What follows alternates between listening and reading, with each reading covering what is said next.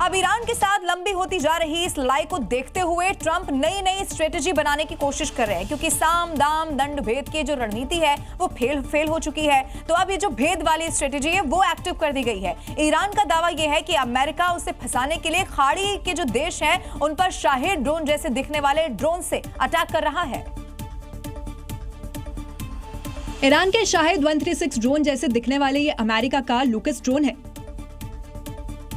Iran का दावा है कि अमेरिका ने तुर्की, इराक, कुवैत और सऊदी अरब में अपने ड्रोन से दहशतगर्दी पैदा की है ताकि उसे ईरानी हमला बताया जा सके। ईरान के मुताबिक अमेरिका और इजराइल ने ईरान के आत्मघाती ड्रोन शाहिद 136 का एक रीब्रांड संस्करण तैयार किया है, जिसे लूकस नाम दिया गया है। ये ड्रोन बिल्कुल शाहिद 136 की तरह अपनी लोन मूवर जैसी आवाज करता है। दरअसल ईरान ने खाड़ी देशों में सिर्फ उन्हीं हिस्सों को निशाना बनाया जहां अमेरिकी मिलिट्री, एयर और नेवल बेस है। यही वजह है कि इन हमलों के बावजूद खाड़ी के देश ईरान पर पलटवार नहीं कर रहे हैं। लेकिन अब जब ईरान और अमेरिका इजराइल का युद्ध लंबा खिंचता जा रहा है, ट्रंप खाड़ी के देशों को भी युद्ध के मैदान में खींच लाना चाहते हैं। इसलिए ईरान के इस दावे में कहीं न कहीं दम दिखता है। इस महायुद्ध पर ईरान के विदेश मंत्री अब्बास अराक्ची का एक बड़ा स्टेटमेंट आ गया है। उन्होंने इसके लिए ट्रंप और नेतन्याहू को सीधे जिम्मेदार ठहरा दिया और साथ ही कह दिया है कि ईरान के परमाणु बम बनाने के एक झूठ ने भीषण तबाही ला दी, क्योंकि वो ईरान के प्लान को समझ नहीं पाए। उन्हें लगा कि ईरान परमाणु बम बनाने के करीब है और 26 फरवरी की आखिरी बातचीत के बाद 28 फरवरी को ईरान पर अटैक कर दिया। युद्ध ट्रंप और नेतन्याहू की गलतफहमी से शुरू हुआ। ईरान के विदेश मंत्री के मुताबिक ईरान के पास 440 किलो 60% एनरिच्ड मटेरियल है। अगर इसकी क्वालिटी को बेहतर किया जाए तो इससे 10 बम बन सकते हैं। ईरान इसे छोड़ने या इसका स्तर कम करने के लिए तैयार है। लेकिन 26 फरवरी को जिनेवा में अमेरिकी समकक्ष ने क्या समझा और ट्रंप को क्या समझाया, इसका तो मालूम नहीं है। ईरान का कहना है कि इस युद्ध के लिए ईरान नहीं, ट्रंप और नेतन्याहू का झूठ जिम्मेदार है।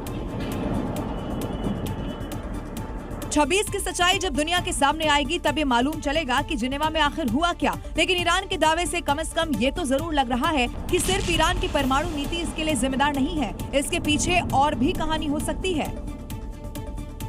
28 फरवरी को जंग की शुरुआत होने के साथ ही ईरान और इजराइल एक दूसरे को धरती से मिटा देने की कसम खा रहे हैं। इन सब के बीच सोशल मीडिया पर बेंजामिन नेतन्याहू की मौत का भी दावा किया जाने लगा। लेकिन इन सारे दावों के बीच आईआरजीसी ने भी एक बहुत बड़ी धमकी दे दी है। धमकी बेंजामिन नेतन्याहू को मारने की। आईआरजीसी ने धमकी दी है कि अगर नेतन्याहू जिंदा है तो हम उसका पीछा करते रहेंगे और मार देंगे, क्योंकि नेतन्याहू ने मिनाब में बेकसूर बच्चों को मार दिया है और नेतन्याहू को मारकर वो उनका इंसाफ लेंगे। इसके साथ ही आने वाले दिनों में जंग और तेज होने की भी बात कही। ऐसे में आईआरजीसी सुसाइड बॉम्बर के जरिए अटैक कर सकता है, जासूसों और प्रॉक्सी के जरिए भी हत्या करवा सकता है। लेकिन आईआरजीसी के लिए ये इतना आसान भी नहीं है, क्योंकि राष्ट्रपति डोनाल्ड ट्रंप से ज्यादा सुरक्षा में पीएम नेतन्याहू रहते हैं। क्योंकि जंग के बीच नेतन्याहू की मौत का जो दावा किया जा रहा है वो प्रोपेगेंडा है या फिर कुछ और, क्योंकि इससे पहले भी कई बार इस तरह की खबरें आ चुकी हैं। सोशल मीडिया पर वायरल वीडियो में नेतन्याहू की उंगलियां बताई जा रही हैं।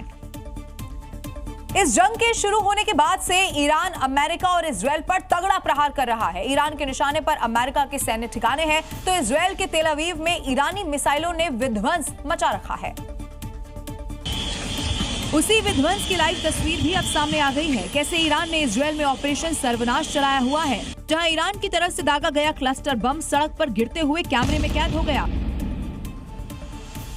वीडियो में देख सकते हैं कि सड़क पर गाड़ियां खड़ी हुई हैं, कुछ लोग भी दिखाई दे रहे हैं। तभी क्लस्टर बम आकर गिरता है और उसके बाद तेज धमाका हो जाता है।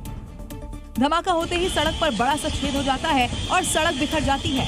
ईरान का सबसे ज्यादा हमला तेल अवीव पर हो रहा है, क्योंकि सबसे बड़ा आबादी वाला शहर होने के साथ ही यहाँ कई जरूरी इमारतें भी हैं और उन्हीं इमारतों में से अब एक खंडर में तब्दील हो चुकी है। ईरान की तरफ से ड्रोन और मिसाइलों के हमले के बाद गाड़ियां क्षतिग्रस्त दिखाई दी हैं। बिल्डिंग से आग के बाद धुआं निकलता दिख रहा है। इमारतों का मलबा सड़क पर पड़ा हुआ है।